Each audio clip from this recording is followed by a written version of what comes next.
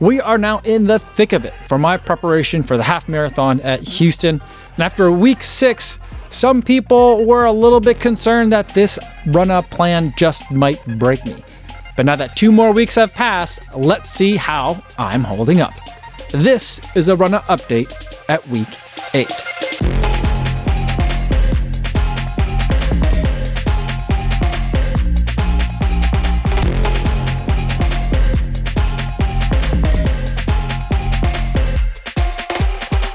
Yo, what's going on? Kafuzi coming to you on location from my backyard. Last time it was cold and snowing, and today it is cold and snowing. But in the interim, a lot has happened weather-wise. You're gonna see that weather is a main character for this 8-week update. Now, even though the 6-week update was just last week and 1 week later you're watching this through the magic of editing, I'm able to fit in 2 weeks of training with the Runna app.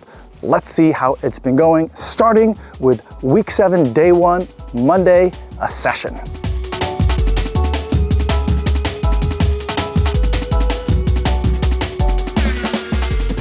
Monday, week 7 was a tempo workout. The plan called for 2K over unders. 2K at 720 per mile, then 2K at 625 per mile, and then repeat that for a total of 3 continuous sets. The temps were really cold for this one, 22 degrees Fahrenheit with an icy wind. And I had a hard time staying in range for the faster portion of the first 2 sets. I was in the Adios Pro 4, which is one of my favorite shoes right now that I'm currently testing, and they were great for this range of paces. And for the last rep, I was able to run even faster than what was prescribed. And typically, I try not to overdo it when it comes to paces on a training plan. You run the pace that is prescribed, so you get the workout and strain that is intended. But since I didn't quite hit the mark for the first 2 reps, I felt like it was okay to try and make it up a bit on the last one. And then for apparel, I ran in the 2XU full tights, which aren't the warmest full tights that I have, but I have been loving them for hard sessions. They are very expensive and I haven't had them for very long, but they are so worth it and have instantly become one of my favorite full tights.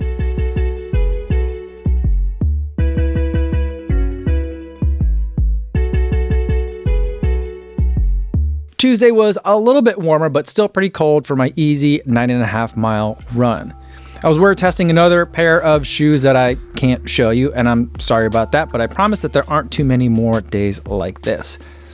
I ran one of my more usual loops in the area. I start out by the police station and then run over to the river, and the temps have gotten cold enough that the water is starting to freeze over.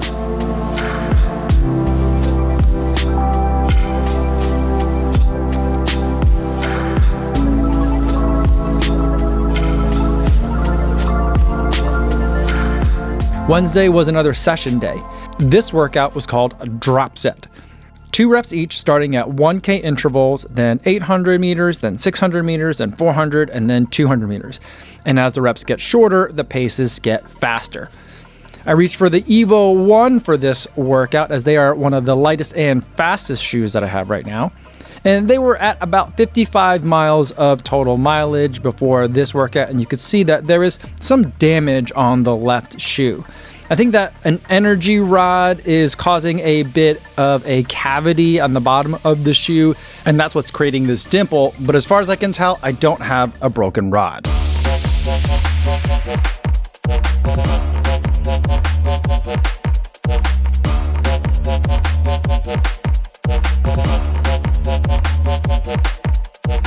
Now, I don't have a ton of experience running very fast intervals, so my pacing was a bit all over the place for this one, but on average, I think I was right where I was supposed to be, except on the 200s. I was way fast on the 200s.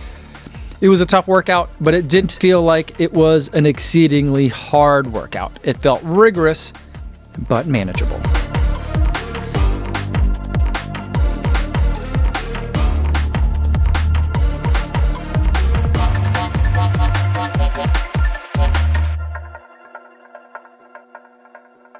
Thursday was a recovery run, 5.5 miles easy, and it was cold. 19 degrees Fahrenheit and windy made it feel downright Arctic. By this point in any training block, my body is starting to hurt kind of all over, and this Runna training plan is no different. I've been pretty not good about keeping up with my usual pre-run mobility routine, and I have been skipping pretty much all of my strength and conditioning and mobility work that Runna has been assigning. So even though this run was supposed to be a recovery run, it basically just felt a little bit uncomfortable.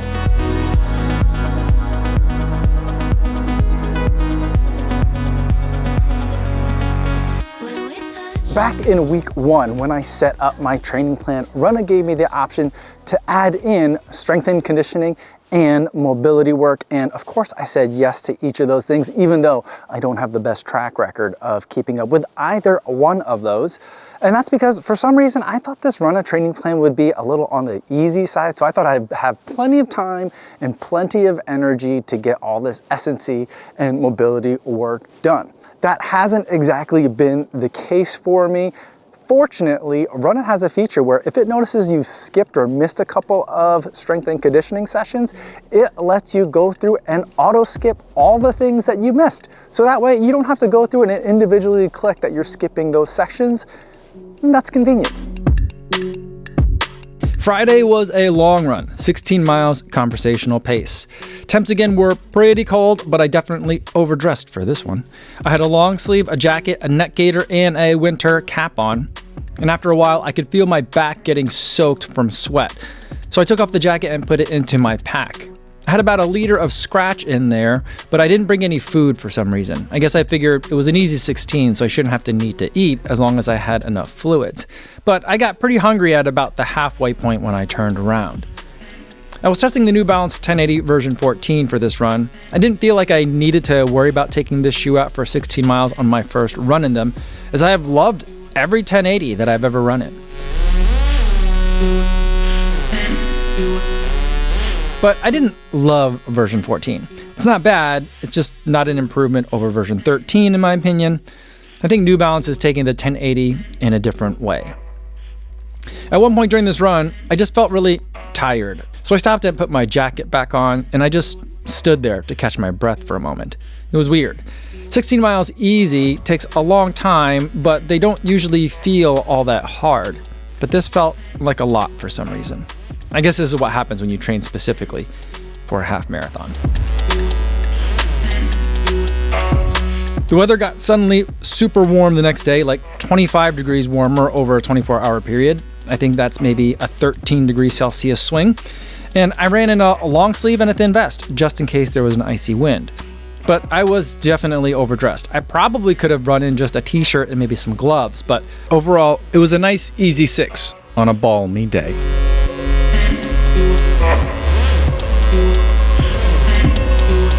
Sunday was an 11-mile easy run. It was 51 degrees or 10 degrees Celsius, and compared to what things had been like earlier in the week, this pretty much felt like summer.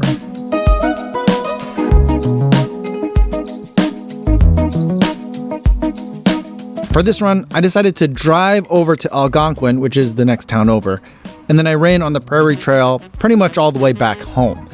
Now, I could have run this the other way around and saved myself a bunch of driving, but by doing it this way, it's uphill on the way out and downhill on the way back, and I always will prefer to save the downhill for the end.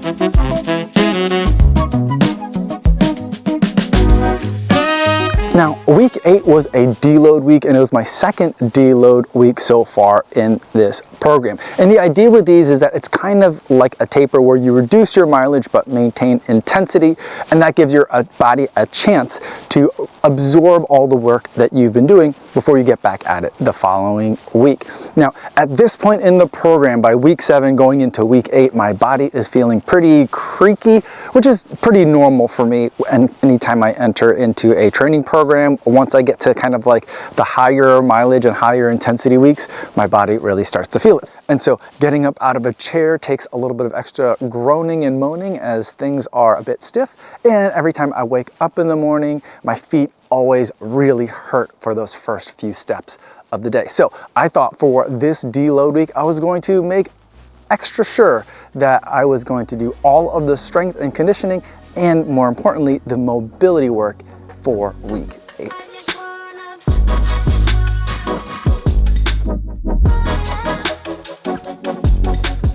Week 8 Monday is another session day, and this was short and fast. 10 times 400 at 550 pace, and then 10 times 200 at 530. I reached for the Puma Nitro Elite 3 for this workout. The angle of attack on that shoe works really well for when you want to turn over quickly, and I felt strong on this one. Again, it wasn't easy, rather it was pretty rigorous, but it felt like something I could handle. Temps were quite warm again, so I ran with the Soar long sleeve, which is one of the airiest, thinnest long sleeves I have, and I felt like this was a good pick for the day.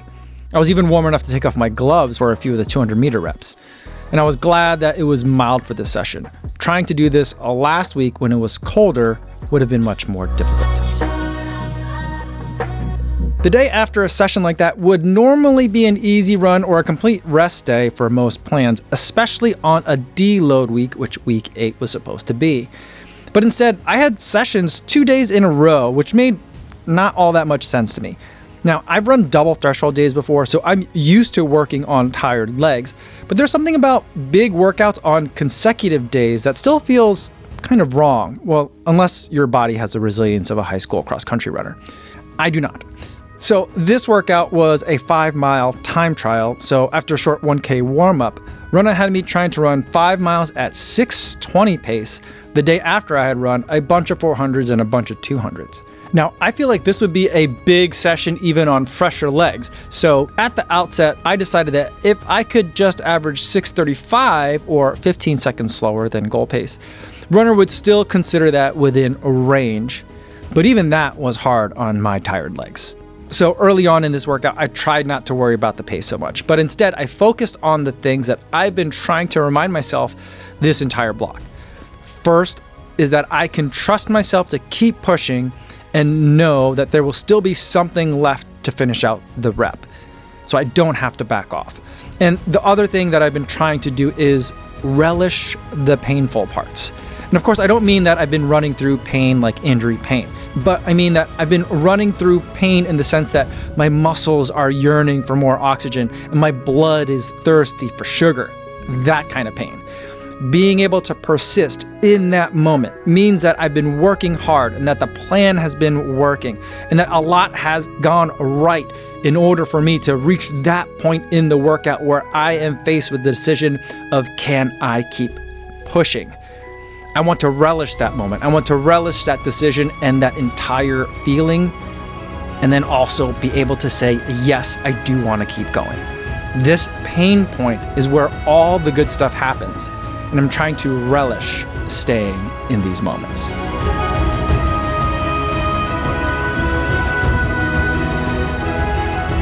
Overall, though, the average for the 5 miles was 6:43, which was slower than what Runna wanted, even slower than I thought I would be able to hit on the day. But overall, I was happy I was able to survive these last 2 days, which were a gigantic stimulus that I know is going to pay dividends later.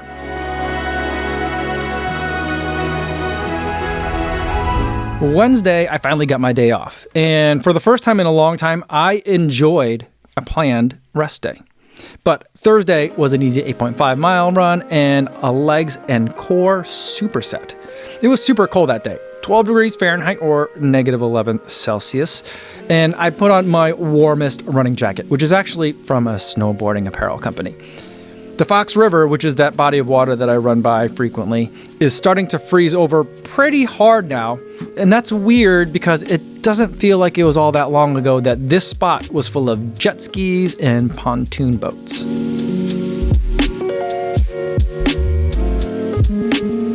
That evening, I took my daughter to rock climbing practice and used that time to get in my strength work.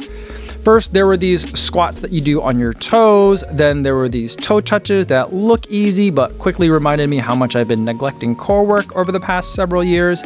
Then there were these fire hydrants, which felt pretty nice for my hips, followed by heel walks that I think I must be doing wrong because they don't feel like they're doing anything for me. And then I went through all these exercises a second time. Now, at this point, the workout shifted over to the hip thrust machine. The workout called for 2 sets of the following: single leg hip thrust, which I definitely felt in my glutes, and then after that were these lunge presses. There was a lot of reps in each set, so I picked up the lightest kettlebell I could find, but even that started to feel pretty heavy. by the end of the set. And then after that were some planks, which again, I never do any core work, and so these were ridiculously hard.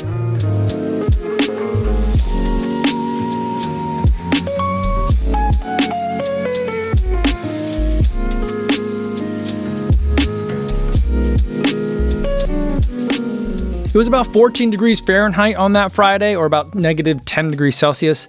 And as cold as that is, I've definitely been overdressing for my runs so far the past couple weeks. So today I had a very thick long sleeve and a vest. The long sleeve has a built-in balaclava in it, and while it makes me look pretty goofy, it is definitely warm for my head and face. But it took a while for my upper body to warm up though. And that's the tricky part about winter running.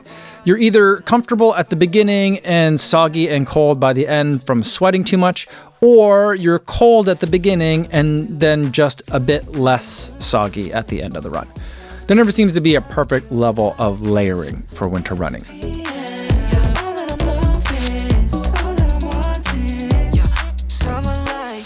Now, Moraine Hills is one of my favorite places to run in the area. I run here a bunch of times. But the only downsides are that there's a couple of very hilly parts, and at times it can get pretty windy.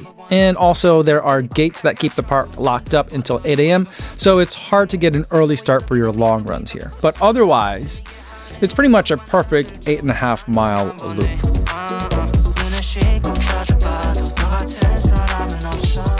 Saturday was another rest day, and schedule-wise, this worked out. One of my daughters had a cheerleading competition that day, so we spent most of the day sitting in bleachers. And by the end of it, I was really in need for some mobility work. And Runna had a yoga session planned for me.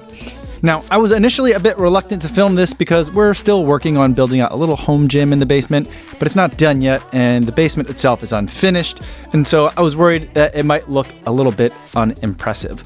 But then I noticed that the yoga session that had been scheduled for me that day was filmed in what appeared to be a basement. Or I guess since Runna is a British app, this would be called a dungeon. So if a dungeon was good enough for a Runna, my unfinished basement is good enough for this video. Now, I love the idea of yoga, but I don't love actual yoga. It did get me loosened up pretty nicely though, and I felt good overall afterwards. And then Sunday was supposed to be an easy 7.5 mile run, but I had to do this after driving for a few hours in some difficult conditions. We were actually supposed to drive to Grandma's house in Iowa after the cheerleading competition the day prior, but ice storms kept us at home.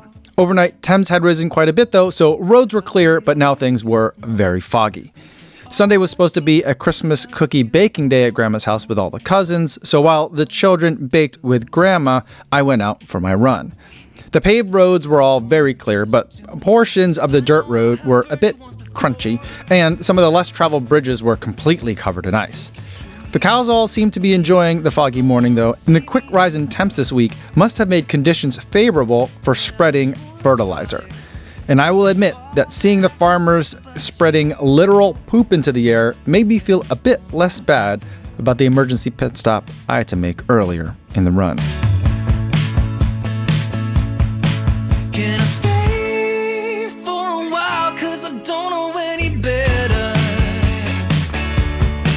I should say something clever, but I can't think whatsoever. Because my logic. I was also supposed to do a strength session that day, but we had to drive back home that same day from Grandma's house, so the kids go to school one last week before the holiday break. So while I wanted to do every single session this week, weather conditions left me with about 7 hours of total driving on Sunday and little time left for strength. And I don't care about the consequences. I think you know that too. Just give me one more try. So that's it for week 8 of my training plan for the half marathon at Houston. I'm feeling good, feeling confident most of the time. And I'm really thankful that there's been a reduction in my work travel so that I have the time and energy to get in some of these accessory sessions that I've normally been either just too tired or too busy to do.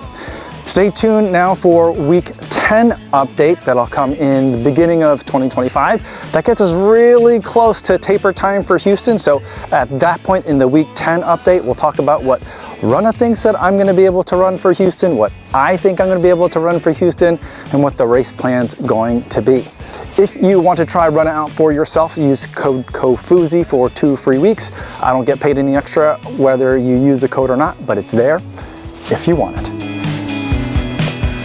I should slow it down, take it easy. I just keep on staring at my phone.